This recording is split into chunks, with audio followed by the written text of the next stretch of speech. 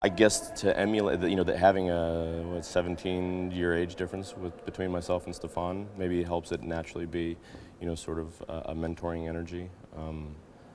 But he's as poised as, I would hope for my 21-year-old son to be. It's fun to watch someone who I think is so gifted, much like I would assume Larry saw in Jesse, and sort of, help guide him through this and be as present and helpful as his fellow actor, who may have a few years, of more existence on Earth, but by no means that much more talent. So, at the same time, much like the story, we're in it together, and it sort of helps to lean on one another.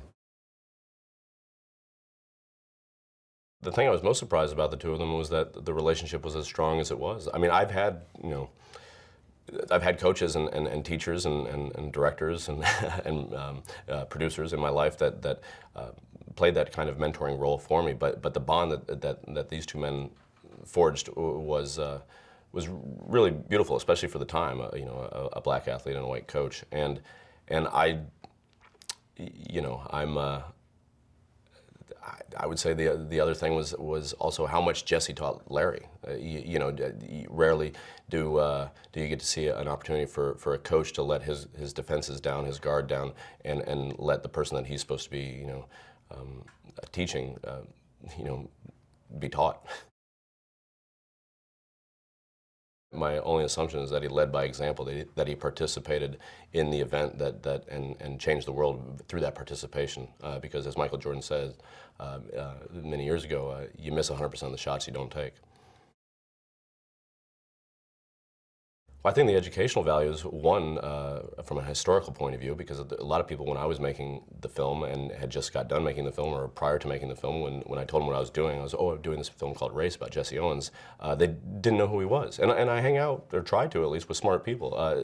His story has seemed to slip through the cracks a little bit in these modern days, and luckily we have stories like Jackie Robinson and such to carry on that conversation. But I think this is a great opportunity for people to learn about who he was and what he did.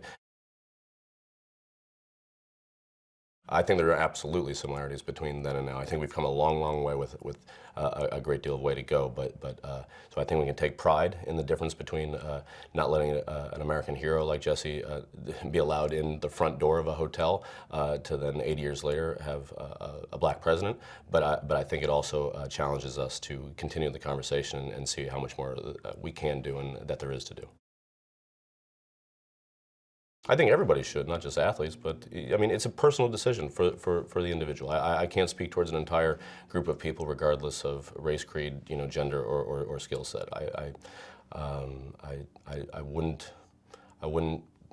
charge anybody a directive towards how they should live their social, political life.